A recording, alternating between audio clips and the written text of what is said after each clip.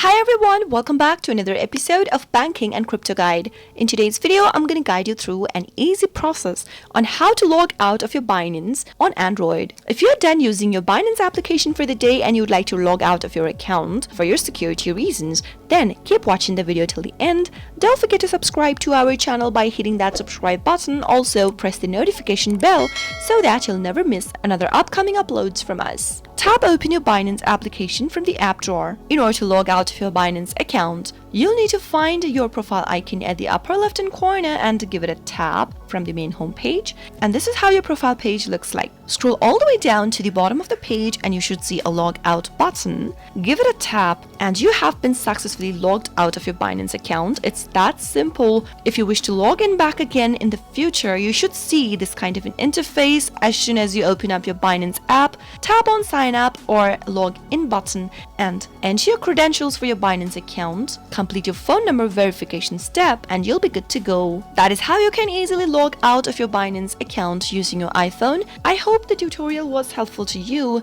If it was, go ahead and give us a thumbs up. I'll be back soon with more tutorial videos like this. Thanks for watching.